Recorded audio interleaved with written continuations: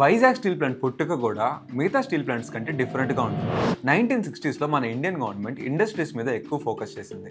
ఎందుకంటే మనకంటూ సొంత ఇండస్ట్రీస్ లేకపోతే మనం ఎసెన్షియల్ నీడ్స్ కోసం కూడా ఎప్పటికీ ఫారెన్ కంట్రీస్ మీద డిపెండ్ అవ్వాలి అని నెహ్రూ గారు అనేవారు. ప్రతి ఇన్ఫ్రాస్ట్రక్చర్లో మోస్ట్ ఇంపార్టెంట్ కాంపోనెంట్ అయిన స్టీల్ మ్యానుఫ్యాక్చరింగ్ కూడా ఇండియా ఎక్స్పాండ్ చేయాలని ఆ టైంలో చూస్తుంది. అప్పటికి మన దగ్గర ఆల్రెడీ 4 స్టీల్ ప్లాంట్స్ ఉన్నాయి. 5th స్టీల్ ప్లాంట్ ఎక్కడ పెడదామో అనుకుంటున్నప్పుడు వైజాగ్ అనేది వాళ్ళకి బెస్ట్ ఆప్షన్ గా కనిపించింది. ఎందుకంటే వైజాగ్ సముద్రాన్ని ఆనుకొని ఉంటుంది. స్టీల్ మ్యానుఫ్యాక్చరింగ్ కి కావాల్సిన బొగ్గు ఇంపోర్ట్ ని అండ్ ఫైనల్ ప్రోడక్ట్ ని ఎక్స్పోర్ట్ చేయడానికి చాలా ఈజీగా ఉంటుంది కాబట్టి వైజాగ్ ని సెలెక్ట్ చేశారు.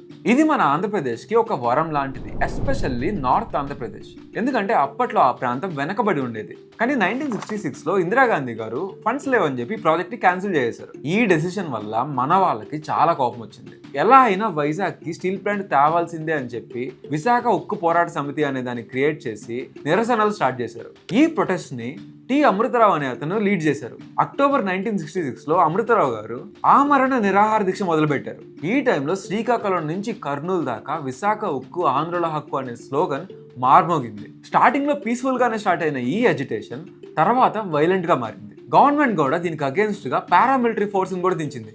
ఈ అజిటేషన్ లో దాదాపు 32 మంది వాళ్ళ ప్రాణాలను కూడా కోల్పోయారు. విషయం చాలా పెద్దది అయిపోవడంతో 31 అక్టోబర్ 1966న ఇందిరాగాంధీ గారు నేను ఖచ్చితంగా దీని గురించి సీరియస్ గా ఆలోచిస్తాను అని చెప్పారు.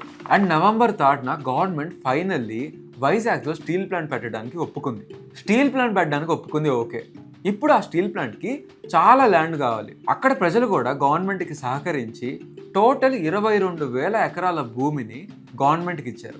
ఈ భూమి ఆల్మోస్ట్ 68 పల్లెటూళ్ళని కవర్ చేస్తుంది. ఈ భూసేకరణ పూర్తయిన తర్వాత 1971లో ప్రైమ్ మినిస్టర్ ఇందిరాగాంధీ గారు ఇక్కడ శంకుస్థాపన కూడా చేశారు. ఈ స్టీల్ ప్లాంట్ కన్స్ట్రక్షన్ చాలా కారణాల వల్ల లేట్ అవుతూ వచ్చింది. ఆఖరికి 1992లో ఇది పూర్తిగా పనిచేయడం స్టార్ట్ అయింది.